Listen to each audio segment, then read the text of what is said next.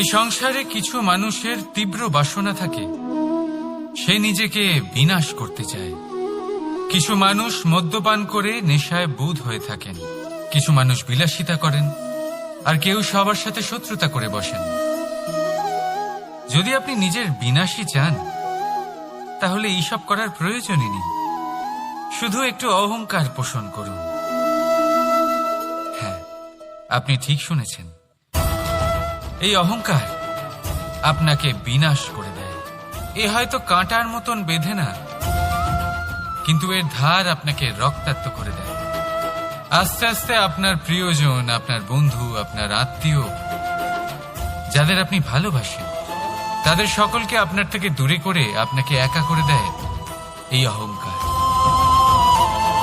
যদি আপনি এই জীবনে বাঁচতে চান, তাহলে বিনম্র হতে শিখুন। আর যদি আপনি নিজের বিনাশ চান, তাহলে অহংকার পোষণ করতে শিখুন। সিদ্ধান্ত হলো আপনার, এই জীবন হলো আপনার। রাধা রাধা। হাত পুড়ে গেল।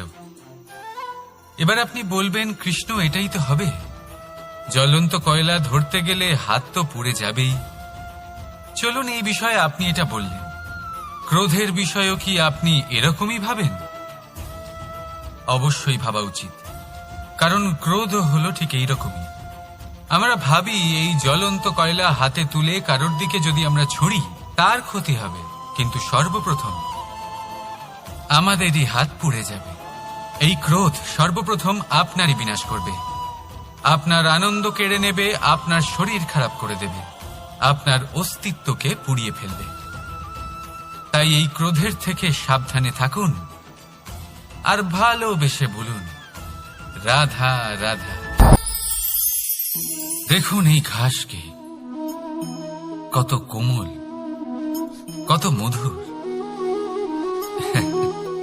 যদি এই ঘাসের ওপর হাঁটেন, তাহলে পায়ে ব্যথা কখনোই হবে না। এর উপরে শুয়ে পড়লে মিষ্টি ঘুম চলে আসবে। কিন্তু এই ঘাসকেই যদি আপনি ঠিক করে না ধরেন, তাহলে এতে আপনার আঙুলও কেটে যেতে পারে। এই নরম ঘাসই আপনাকে আঘাত দিতে পারে। ঠিক এইভাবেই প্রত্যেক ব্যক্তি যিনি ধর্মের পথে চলছেন, তিনি আঘাত পেতে পারেন, যদি ওনার ধর্মের সম্পূর্ণ সত্য, তার আসল স্বরূপের বিষয়ে জ্ঞান না থাকে। তাই জীবনে যে কোনো বস্তু, ব্যক্তি বা সুযোগ আসে, তাহলে তার শক্তির বিষয়ে, তার দুর্বলতার বিষয়ে প্রথমে তথ্য সংগ্রহ করবেন, তারপরেই সিদ্ধান্ত নেবেন। যদি এরকম করেন, তাহলে সাফল্য অবশ্যই আসবে। রাধা রাধা। হাতের কত রকম রূপ হয়। কিছু স্নেহের সাথে আপনাকে স্পর্শ করে, তো কিছু প্রহার হিসেবে বর্ষিত হয়। কিছু বন্ধুত্বের নামে আপনার দিকে অগ্রসর হয়, তো কিছু শত্রুতার দিকে আপনাকে টেনে নিয়ে যায়। কিন্তু কখনো ভেবে দেখেছেন যে কোন হাত বেশি মূল্যবান? যখন আপনি সফল, যখন আপনি ভালো কাজ করেন, তখন কিছু হাত আপনার জন্য করতালি দেয়, আর কিছু হাত এমন হয় যা আপনার কাঁধ স্পর্শ করে যখন আপনি জীবনে সব থেকে অসফল হন, যখন আপনি ভেঙে পড়েন। তাই করতালি দেওয়া সেই হাত, আপনার প্রশংসা করা সেই হাত, তার থেকে অনেক বেশি দামি সেই হাত যা আপনাকে তখন আশ্বস্ত করে যখন আপনি এমন সময় কাটাচ্ছেন যা আমরা কেউ কাটাতে চাই না। সেটা আপনার সম্বল হয়ে ওঠে, আর এই সম্বলই আপনাকে জীবন অতিবাহিত করার শক্তি প্রদান করে। তাই একে অপরের সম্বল হয়ে থাকবেন, জীবনে সব সময় ভালো থাকবেন। রাধা রাধা। আপনি কখনো কোনো স্বর্ণকারকে দেখেছেন? সোনা তারই হয়, গয়না বানানোর শিল্প তারই হয়। তাও ও বারবার সোনাকে গরম করে, হাতুড়ি নিয়ে বারবার তার উপরে প্রহার করে। কিসের জন্য? যাতে সে সেই স্বর্ণকে কুন্দন বানাতে পারে, প্রত্যেক আঘাতের সাথে তার মধ্যে থেকে খাদ বের করতে পারে। একজন বিবেকশীল ব্যক্তিরও এটা করা উচিত, যাতে এই সংসার আপনাকে আঘাত করার আগে আপনি নিজের মধ্যে থাকা দোষগুলো বহিষ্কার করে দিন। হয়তো একটু কষ্ট হতে পারে, কিন্তু এ অবশ্যই করবে। যদি আপনি কুন্দন হতে চান তাহলে নিজেকে নিজের স্বর্ণকার অবশ্যই হতে হবে। রাধা রাধা। প্রেম আর চাওয়া একই মনে হয়, তাই না? কিন্তু আসলে এরা আলাদা। এদের মধ্যে অনেক তফাৎ আছে। দেখতে গেলে প্রেম আর চাওয়া কখনোই এক হতে পারে না। এবার যদি আপনাকে আমি এক উদাহরণ দিই, যদি আপনি এই ফুলকে চান তাহলে আপনি এটাকে তার ডাল থেকে ছিঁড়ে আপনার কাছে রেখে দেবেন। কিন্তু যদি আপনি একে ভালোবাসেন তাহলে আপনি প্রতিদিন এসে এটার শিকড়ে জল দেবেন, যাতে সে আরো প্রস্ফুটিত হয়। শুধু এটাই তফাৎ চাওয়া আর প্রেমের মধ্যে। চাওয়া স্বার্থ হয়ে ওঠে, যেখানে প্রেম প্রেম পরমার্থ হয়ে ওঠে। তাই কাউকে না চেয়ে ভালোবাসুন, জীবন ধন্য হয়ে উঠবে। রাধা রাধা। মানুষ, প্রত্যেক মানুষ কাউকে ভালোবাসে, কাউকে ঘৃণা করে, কাউকে সম্মান করে, আবার কাউকে তিরস্কারও করে। মানুষ সবকিছু হতে পারে, সুস্থও হতে পারে, রোগীও হতে পারে, ধনীও হতে পারে, নির্ধনও হতে পারে, বন্ধুও হতে পারে, আবার শত্রুও হতে পারে। যদি কিছু না হতে পারে তা হলো অস্পৃশ্য, অচ্ছুত, ভগবানের কাছে সব থেকে বড় পাপ। এই যে মানব শরীর, তা ঈশ্বর প্রদত্ত, তা তার মন্দির। প্রত্যেক শরীরে ব্রহ্মদেব বাস করেন। তাই শরীরের অপমান করা, সেটা ছোঁয়া থেকে দূরে থাকা, এটা কখনো করবেন না। এই জীবনে ছুত অছুত কখনো বিচার করবেন না। পরমেশ্বর যা দিয়েছেন তার সম্মান করতে শিখুন। আর আসুন আমার সাথে ভালোবেসে বলুন, রাধা রাধা। কখনো কোনো বাচ্চাকে দেখেছেন? কত কিছু ঘটতে থাকে তার জীবনে। শৈশব থেকে বেড়ে ওঠা অবধি অসংখ্য অনুভূতি অনুভব করে সে। কখনো পড়ে যায়, কখনো আহত হয়, কখনো জ্ঞান লাভ করে, কখনো কষ্ট সহ্য করে, তো কখনো আনন্দ উপভোগ করে। কিন্তু মনে রাখে সে শুধুমাত্র আনন্দের মুহূর্তগুলি। এবার শুধু একবার আপনার জীবনের প্রারম্ভের দিকে তাকিয়ে দেখুন, আপনার শৈশবে তাকিয়ে দেখুন।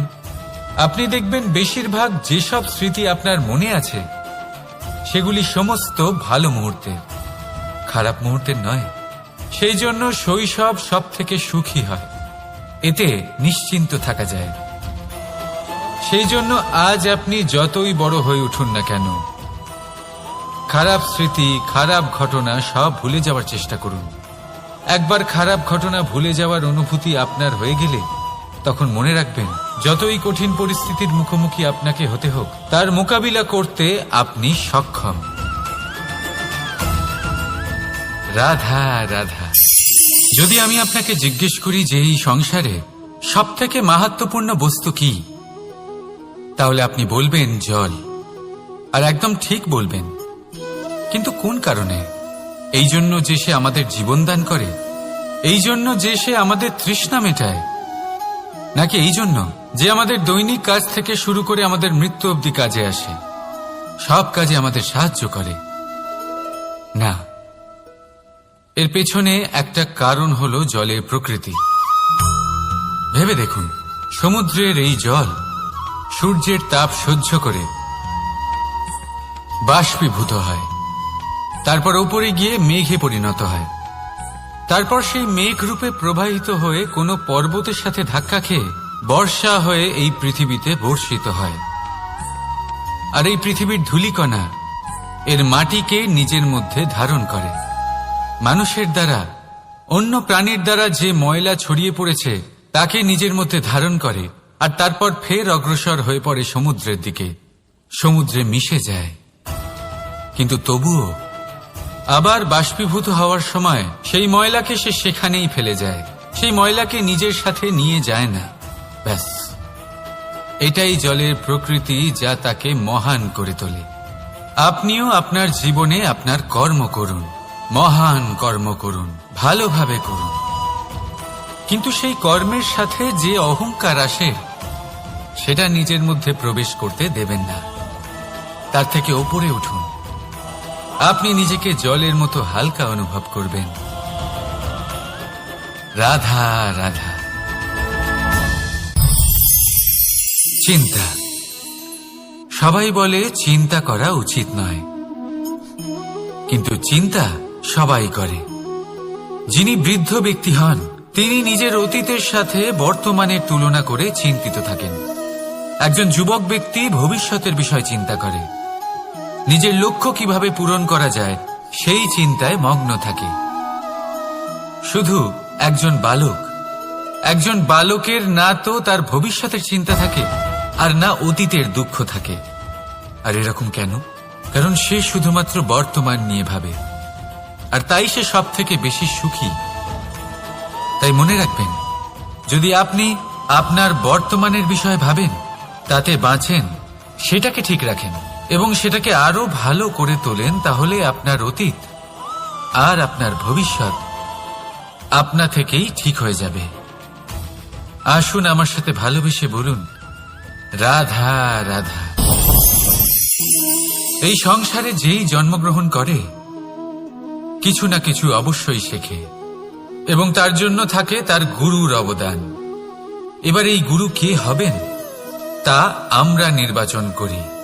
হয়তো তিনি আমাদের মাতা পিতা হতে পারেন, হয়তো বন্ধু হতে পারেন, হয়তো দাদাও হতে পারেন, আদর্শ হতে পারেন, বা হয়তো গুরুকুলের শিক্ষাকর্তা গুরুও হতে পারেন। এবার সংসারের এমন কিছু জিনিস আছে যা জগতের কোনো গুরুই শেখাতে পারবেন না, তা আপনাকে সময় শিখিয়ে দেবে। কারণ এই সংসারে সময়ের থেকে বড় গুরু আর কেউ হয় না। এবার সময় আর গুরুর মধ্যে একটা সাদৃশ্য আছে আর একটা তফাতও আছে। সাদৃশ্য হলো যে সময় আর গুরু দুজনেই আপনাকে শেখায়। তফাতেই যে গুরু প্রথমে আপনাকে শিক্ষাদান করে, তারপর আপনার পরীক্ষা নেন। সময় প্রথমে আপনার পরীক্ষা নেয়, তারপর আপনাকে শিক্ষা দেয়। এবার শিক্ষা লাভ করে পরীক্ষা দেওয়া আর পরীক্ষা দিয়ে শিক্ষা লাভ করা এই দুই ভিন্ন বিষয়। আর সব সময় মনে রাখবেন, এই সময়ের থেকে আপনি যা শিক্ষা লাভ করবেন তা সব সময় যত্ন করে আপনার কাছে রেখে দেবেন। কারণ সময়ের থেকে বড়, সময়ের থেকে দামি, সময়ের থেকে অত্যন্ত আধুনিক আর কোনো গুরু নেই। রাধা রাধা। নাম কত সাধারণ একটা বিষয়। প্রত্যেক মানুষ যে জন্ম নেয় তাকে একটা নাম দেওয়া হয়, যা সে পেয়ে থাকে তার মাতা পিতার দ্বারা, না হলে তার গুরুর দ্বারা, বা কোনো আত্মীয়ের দ্বারা, বা কোনো কাছের মানুষের দ্বারা। এই নামের সাথেই সে আস্তে আস্তে বেড়ে ওঠে। কিন্তু এটাই কি সেই নাম?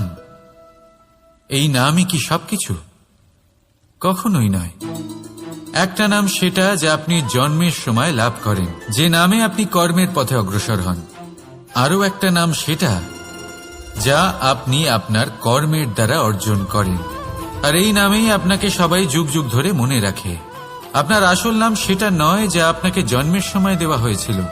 আপনার আসল নাম সেটা যেটা আপনি আপনার কর্ম দ্বারা লাভ করেছেন। কারণ সেই লাভের পেছনে প্রচুর প্রয়াস লুকিয়ে থাকে, অনেক পরিশ্রম লুকিয়ে থাকে।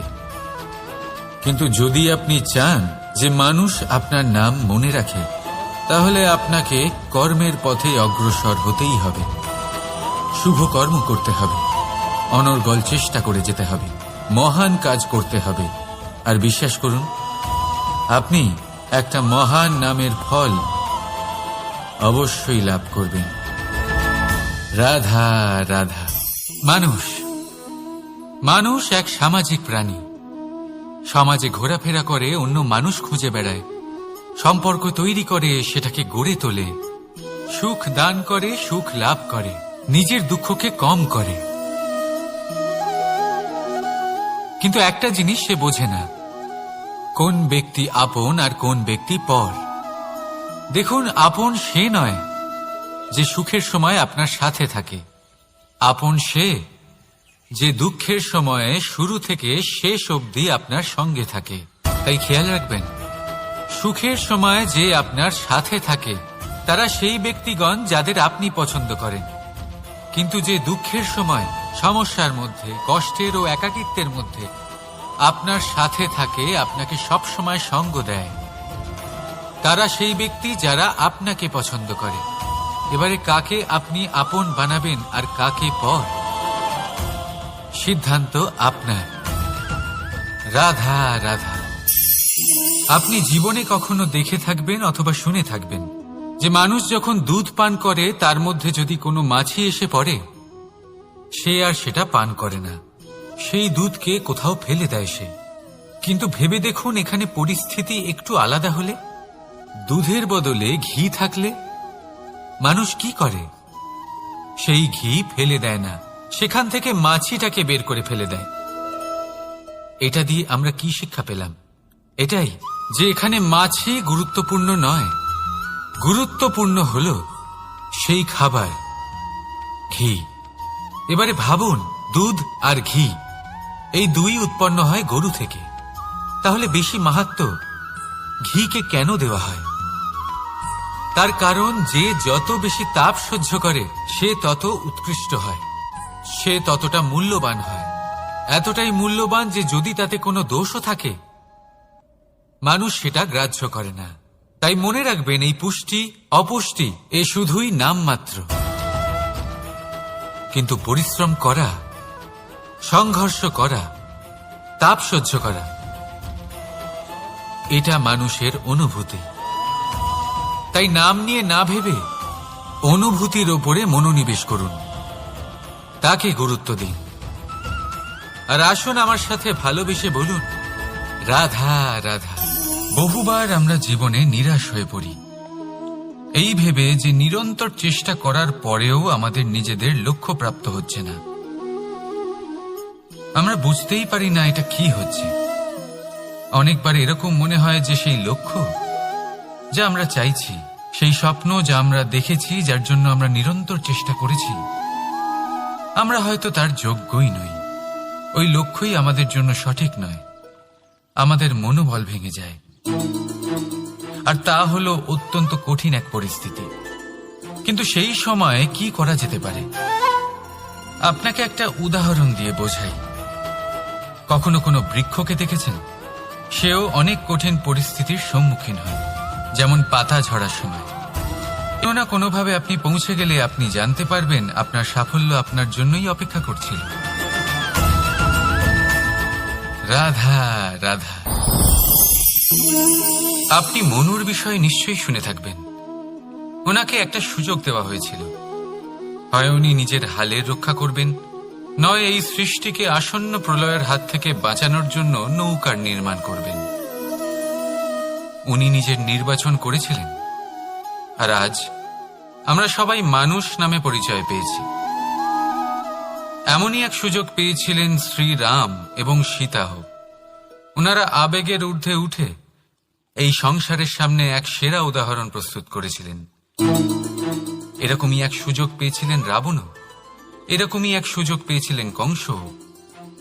একটা সুযোগ, অন্যায়ের পথ ত্যাগ করে সত্যের পথে চলার। ওনারা সেই সুযোগ ত্যাগ করলেন এবং ওনাদের এই সংসার ত্যাগ করতে হল। একটা অত্যন্ত গুরুত্বপূর্ণ কথা মনে রাখবেন, সুযোগ এই শব্দ যতটাই ছোট, এটা জীবনে আসেও ততটাই কম সময়ের জন্য। এবার এই সুযোগের আপনি কি করবেন? এর সদ্ব্যবহার করে নিজের নাম প্রকাশিত করবেন, এই সংসারে ইতিহাসে নিজের নাম অমর করবেন, নাকি অসফল হওয়ার উদাহরণ হয়ে উঠবেন, সেই সিদ্ধান্ত হলো আপনার। রাধা রাধা। স্বপ্ন, স্বপ্ন এই শব্দ আমাদের জীবনে কতটা গুরুত্বপূর্ণ হয়। কিছু স্বপ্ন এমন হয় যে আমরা রাতের মিষ্টি ঘুমের মধ্যে দেখি, তো কিছু স্বপ্ন আমরা খোলা চোখেই দেখি। কিছু স্বপ্ন আমাদের শান্তির ঘুম দেয়, আবার কিছু স্বপ্ন আমাদের ঘুমোতেই দেয় না। এবার খোলা চোখে দেখা এই স্বপ্ন ছোট হতে পারে বা বড়, কিন্তু এর সাথে যুক্ত থাকে সাফল্য। এবার আপনাকে একটা কথা বোঝাই, এই হলো আমার স্বপ্ন, এই হলো সাফল্য। এবার এদের মধ্যে যোগসূত্র হলো বাধা বিপত্তি।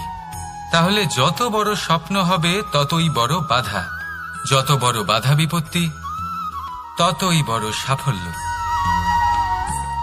মনে রাখবেন, আকাশে সব থেকে উঁচুতে ওড়ার জন্য বাজ পাখিকে মেঘের ওপর দিয়ে উড়তে হয়। তাই এই বাধা বিপত্তির থেকে দূরে পালাবেন না। অবশ্যই এ হলো সেই বাধা বিপত্তি যার থেকে সংসার দূরে পালাতে চায়। এই সেই অসুবিধা যা আমাদের জীবনে যাতে না আসে সেজন্য লোকে প্রার্থনা করে। কিন্তু এই সেই বাধা যার সম্মুখীন হয়ে আপনার সাফল্য প্রাপ্তি হবে, আপনি আপনার লক্ষ্যে পৌঁছতে পারবেন। তাহলে আসুন আমার সাথে ভালোবেসে বলুন, রাধা রাধা। প্রসন্নতা। এই প্রসন্নতা এমন কোন অনুভূতি নয় যা সৃষ্টিতে শুরু থেকেই ছিল। প্রসন্নতা হলো এমন এক অনুভূতি যা আপনাকে নিজের কর্মের দ্বারা অর্জন করতে হয়। আর যত অন্যকে দেবেন ততই তা অঙ্কুরিত হবে। অর্থাৎ যতটা প্রসন্নতা অন্যকে দিতে পারবেন ততটাই প্রসন্নতা নিজে চলে আপনার কাছে আসবে। এবার আপনি বলবেন, এ তো অত্যন্ত কঠিন কাজ, এ কিভাবে সম্ভব হবে? সবাইকে প্রসন্ন রাখা তো স্বয়ং মহাদেবেরও সাধ্য নয়। আমরা তো হলাম সাধারণ মানুষ, এ কিভাবে হতে পারে? চলুন, আপনার এই কথা আমি মেনে নিলাম। সবাইকে প্রসন্ন রাখা সম্ভব নয়, এটা 100% সত্যি কথা। কিন্তু আমরা চেষ্টা তো করতেই পারি যে প্রসন্নতা না হোক, আমরা যেন কাউকে দুঃখ না দিই। এটা তো আমরা করতেই পারি। যত এই দুঃখ দূর হবে ততটাই সুখ ছড়িয়ে পড়বে, আর যত এই সুখ ছড়িয়ে পড়বে ততই বাড়বে এই প্রসন্নতা। তাহলে আসুন এই প্রসন্নতার সাথেই বলুন, রাধা রাধা। ভাগ্য, সময় ও কর্ম। দেখতে গেলে আমরা সবাই এই তিনটি শব্দের সাথে খুব ভালোভাবে পরিচিত। হয়তো আমাদের জীবনে আমরা এই তিনটি শব্দের প্রয়োগ অবশ্যই করে থাকি। দেখতে গেলে এই বিষয়ে প্রত্যেক ব্যক্তির দৃষ্টিভঙ্গি আলাদা। কেউ বলে সময়ই হলো সেই মাধ্যম যা ভাগ্য বানায়, কেউ বলে ভাগ্যই হলো সেই যা সময়কে বদলে দেয়, কেউ বলে ভাগ্য এবং কর্ম এই দুই একই দাঁড়িপাল্লার দুই দিক। যদি আপনাকে সত্যিটা বোঝাই তাহলে ঠিক এইভাবে বোঝাবো। মনুষ্য জন্ম লাভ করা, মানুষ রূপে জন্মগ্রহণ করা, এটি ভাগ্যের হাতে থাকে। মৃত্যুকে প্রাপ্তি করা সময়ের হাতে থাকে। এই দুটি আমাদের হাতে নেই। কিন্তু মৃত্যুর পরেও চিরকালের জন্য অমর হয়ে থাকা, লোকের হৃদয়ে বসবাস করা, এটি অবশ্যই আমাদের হাতে আছে। আর এই আমরা অর্জন করতে পারি শুধুমাত্র আমাদের কর্মের দ্বারা। অর্থাৎ কর্মই হলো সব কিছুর আধার। তাহলে এর থেকে কখনো বিচলিত হবেন না। শ্রেষ্ঠ কাজটা করতে থাকুন আর আমার সাথে ভালোবেসে বলুন, রাধা রাধা। সংসারের সব থেকে মারাত্মক প্রাণী কে? কেউ বলবে বাঘ, কেউ বলবে সিংহ, কেউ বলবে সাপ। না, সংসারের সব থেকে মারাত্মক প্রাণী হল একজন ভণ্ড মিত্র। অন্য সমস্ত পশুরা শুধু আপনার শারীরিক ক্ষতি করতে পারে, কিন্তু একজন ভণ্ড বন্ধু আপনার বুদ্ধির বিনাশ করতে পারে, আপনার বিবেকের বিনাশ করতে পারে, ভাবনা চিন্তা করার ক্ষমতা কেড়ে নিতে পারে। একজন ভণ্ড বন্ধু আপনার জীবনকে নষ্ট ও ভ্রষ্ট করে দিতে পারে। তার মধ্যে এত ক্ষমতা থাকে যে সে আপনাকে এমন পতনের পাকে ফেলে দেবে যে সেখান থেকে বেরোনো প্রায় অসম্ভব হতে পারে। আর যখন আপনি সত্যিটা বুঝতে পারবেন, আপনার মধ্যে জাগ্রত হবে প্রতিশোধের ভাবনা, যা কিনা সবার আগে আপনাকেই বিনাশ করবে। তাই জীবনে ভণ্ড বন্ধুর থেকে সাবধানে থাকুন। আর বিশ্বাস, এই বিশ্বাস মানুষের ওপরে ভেবে চিন্তেই করুন। আর আসুন আমার সাথে ভালোবেসে বলুন, রাধা রাধা। আহ, হাত পুড়ে গেল। এবার আপনি বলবেন, কৃষ্ণ এটাই তো হবে, জ্বলন্ত কয়লা ধরতে গেলে হাত তো পুড়ে যাবেই। চলুন, এই বিষয়ে আপনি এটা বললেন, ক্রোধের বিষয়েও কি আপনি এরকমই ভাবেন? অবশ্যই ভাবা উচিত, কারণ ক্রোধ হলো ঠিক এইরকমই। আমরা ভাবি এই জ্বলন্ত কয়লা হাতে তুলে কারোর দিকে যদি আমরা ছুড়ি তার ক্ষতি হবে, কিন্তু সর্বপ্রথম আমাদেরই হাত পুড়ে যাবে। এই ক্রোধ সর্বপ্রথম আপনারই বিনাশ করবে, আপনার আনন্দ কেড়ে নেবে, আপনার শরীর খারাপ করে দেবে, আপনার অস্তিত্বকে পুড়িয়ে ফেলবে। তাই এই ক্রোধের থেকে সাবধানে থাকুন আর ভালোবেসে বলুন, রাধা রাধা। এই সংসারে কিছু মানুষের তীব্র বাসনা থাকে, সে নিজেকে বিনাশ করতে চায়। কিছু মানুষ মদ্যপান করে নেশায় বুঁদ হয়ে থাকেন, কিছু মানুষ বিলাসিতা করেন, আর কেউ সবার সাথে শত্রুতা করে বসেন। যদি আপনি নিজের বিনাশই চান, তাহলে এইসব করার প্রয়োজনই নেই। শুধু একটু অহংকার পোষণ করুন। হ্যাঁ, আপনি ঠিক শুনেছেন, এই অহংকার আপনাকে বিনাশ করে দেয়। এ হয়তো কাঁটার মতন বেঁধে না, কিন্তু এর ধার আপনাকে রক্তাক্ত করে দেয়। আস্তে আস্তে আপনার প্রিয়জন, আপনার বন্ধু, আপনার আত্মীয়, যাদের আপনি ভালোবাসেন, তাদের সকলকে আপনার থেকে দূরে করে আপনাকে একা করে দেয় এই অহংকার। যদি আপনি এই জীবনে বাঁচতে চান, তাহলে বিনম্র হতে শিখুন। আর যদি আপনি নিজের বিনাশ চান, তাহলে অহংকার পোষণ করতে শিখুন। সিদ্ধান্ত হলো আপনার, এই জীবন হলো আপনার। রাধা রাধা। আপনি কখনো কোনো স্বর্ণকারকে দেখেছেন? সোনা তারই হয়, গয়না বানানোর শিল্প তারই হয়। তাও ও বারবার সোনাকে গরম করে, হাতুড়ি নিয়ে বারবার তার উপরে প্রহার করে। কিসের জন্য? যাতে সে সেই স্বর্ণকে কুন্দন বানাতে পারে, প্রত্যেক আঘাতের সাথে তার মধ্যে থেকে খাদ বের করতে পারে। একজন বিবেকশীল ব্যক্তিরও এটা করা উচিত, যাতে এই সংসার আপনাকে আঘাত করার আগে আপনি নিজের মধ্যে থাকা দোষগুলো বহিষ্কার করে দিন। হয়তো একটু কষ্ট হতে পারে, কিন্তু এ অবশ্যই করবেন। যদি আপনি কুন্দন হতে চান, তাহলে নিজেকে নিজের স্বর্ণকার অবশ্যই হতে হবে। রাধা রাধা। দেখুন এই ঘাসকে, কত কোমল, কত মধুর। যদি এই ঘাসের ওপর হাঁটেন, তাহলে পায়ে ব্যথা কখনোই হবে না। এর উপরে শুয়ে পড়লে মিষ্টি ঘুম চলে আসবে। কিন্তু এই ঘাসকেই যদি আপনি ঠিক করে না ধরেন, তাহলে এতে আপনার আঙুলও কেটে যেতে পারে। এই নরম ঘাসই আপনাকে আঘাত দিতে পারে। ঠিক এইভাবেই প্রত্যেক ব্যক্তি যিনি ধর্মের পথে চলছেন, তিনি আঘাত পেতে পারেন, যদি ওনার ধর্মের সম্পূর্ণ সত্য, তার আসল স্বরূপের বিষয়ে জ্ঞান না থাকে। তাই জীবনে যে কোনো বস্তু, ব্যক্তি বা সুযোগ আসে, তাহলে তার শক্তির বিষয়ে, তার দুর্বলতার বিষয়ে প্রথমে তথ্য সংগ্রহ করবেন, তারপরেই সিদ্ধান্ত নেবেন। যদি এরকম করেন, তাহলে সাফল্য অবশ্যই আসবে। রাধা রাধা। হাতের কত রকম রূপ হয়। কিছু স্নেহের সাথে আপনাকে স্পর্শ করে, তো কিছু প্রহার হিসেবে বর্ষিত হয়। কিছু বন্ধুত্বের নামে আপনার দিকে অগ্রসর হয়, তো কিছু শত্রুতার দিকে আপনাকে টেনে নিয়ে যায়। কিন্তু কখনো ভেবে দেখেছেন যে কোন হাত বেশি মূল্যবান?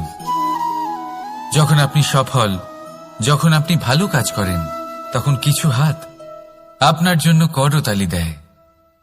আর কিছু হাত এমন হয় যা আপনার কাঁধ স্পর্শ করে যখন আপনি জীবনে সব থেকে অসফল হন, যখন আপনি ভেঙে পড়েন।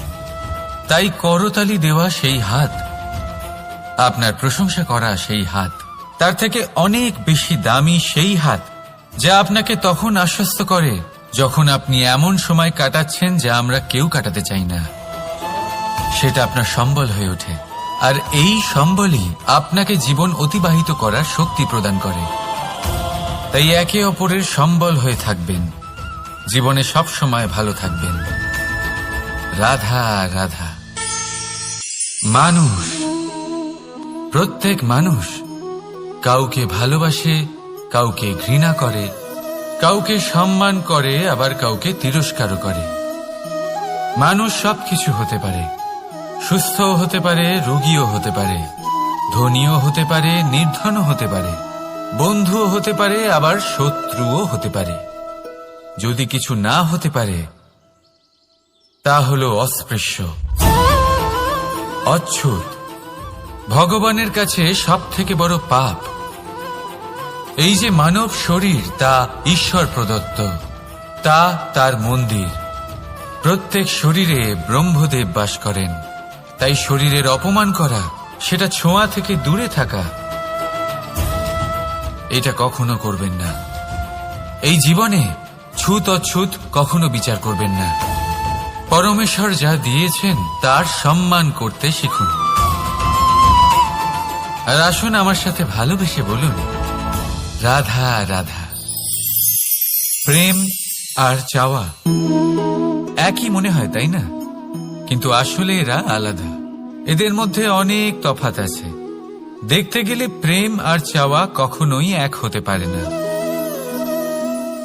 এবার যদি আপনাকে আমি এক উদাহরণ দিই, যদি আপনি এই ফুলকে চান, তাহলে আপনি এটাকে তার ডাল থেকে ছিঁড়ে আপনার কাছে রেখে দেবেন। কিন্তু যদি আপনি একে ভালোবাসেন, তাহলে আপনি প্রতিদিন এসে এটার শিকড়ে জল দেবেন, যাতে সে আরো প্রস্ফুটিত হয়। শুধু এটাই তফাৎ চাওয়া আর প্রেমের মধ্যে। চাওয়া স্বার্থ হয়ে ওঠে, যেখানে প্রেম, প্রেম পরমার্থ হয়ে ওঠে। তাই কাউকে না চেয়ে ভালোবাসুন, জীবন ধন্য হয়ে উঠবে। রাধা রাধা। কখনো কোনো বাচ্চাকে দেখেছেন? কত কিছু ঘটতে থাকে তার জীবনে। শৈশব থেকে বেড়ে ওঠা অবধি অসংখ্য অনুভূতি অনুভব করে সে। কখনো পড়ে যায়, কখনো আহত হয়, কখনো জ্ঞান লাভ করে, কখনো কষ্ট সহ্য করে, তো কখনো আনন্দ উপভোগ করে। কিন্তু মনে রাখে সে শুধুমাত্র আনন্দের মুহূর্তগুলি। এবার শুধু একবার আপনার জীবনের প্রারম্ভের দিকে তাকিয়ে দেখুন, আপনার শৈশবে তাকিয়ে দেখুন।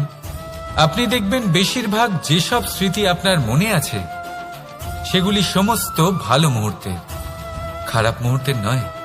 সেই জন্য শৈশব সব থেকে সুখী হয়, এতে নিশ্চিন্ত থাকা যায়। সেই জন্য আজ আপনি যতই বড় হয়ে উঠুন না কেন, খারাপ স্মৃতি, খারাপ ঘটনা সব ভুলে যাওয়ার চেষ্টা করুন। একবার খারাপ ঘটনা ভুলে যাওয়ার অনুভূতি আপনার হয়ে গেলে, তখন মনে রাখবেন, যতই কঠিন পরিস্থিতির মুখোমুখি আপনাকে হতে হোক, তার মোকাবিলা করতে আপনি সক্ষম। রাধা রাধা।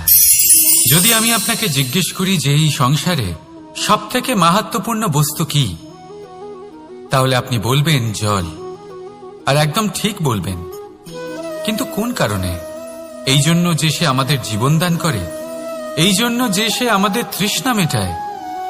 নাকি এই জন্য যে আমাদের দৈনিক কাজ থেকে শুরু করে আমাদের মৃত্যু অবধি কাজে আসে, সব কাজে আমাদের সাহায্য করে?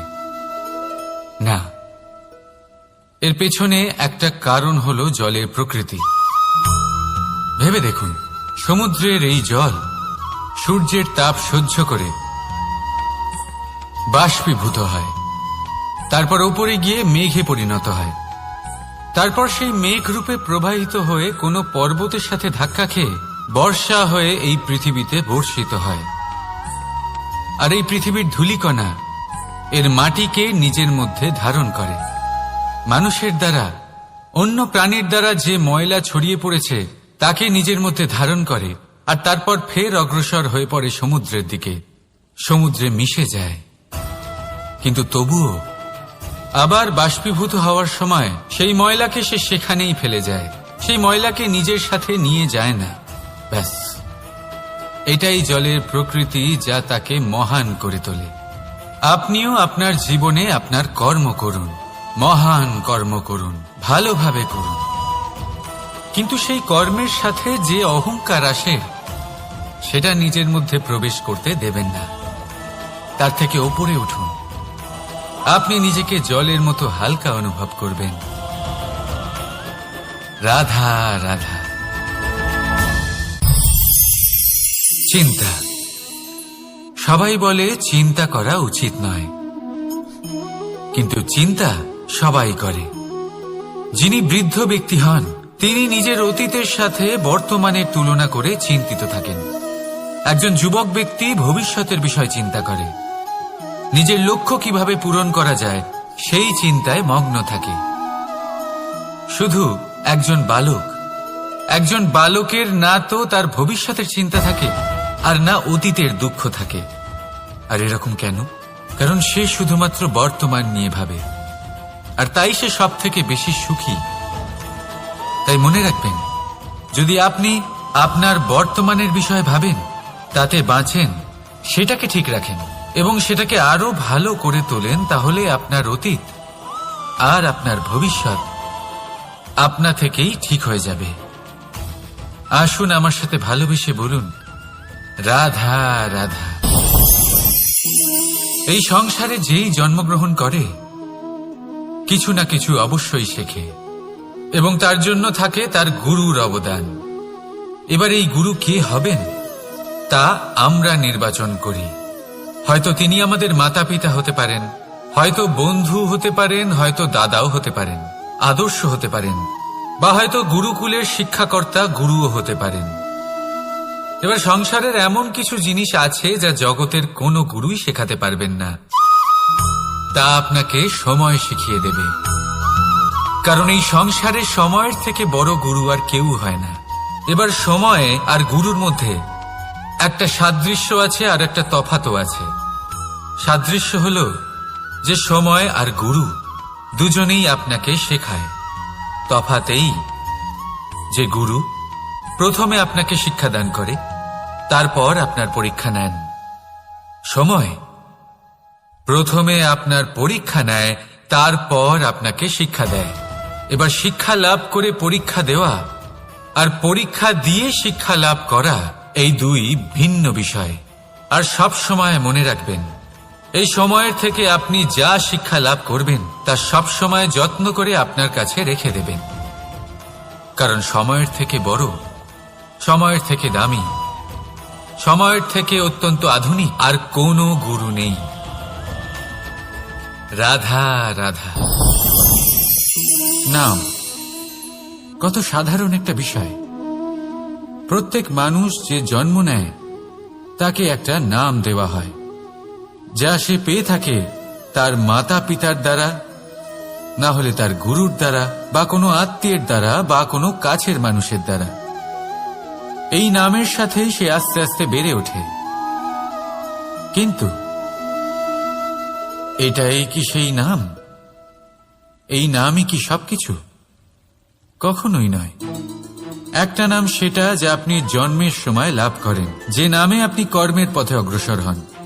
আরও একটা নাম সেটা যা আপনি আপনার কর্মের দ্বারা অর্জন করেন, আর এই নামেই আপনাকে সবাই যুগ যুগ ধরে মনে রাখে। আপনার আসল নাম সেটা নয় যা আপনাকে জন্মের সময় দেওয়া হয়েছিল।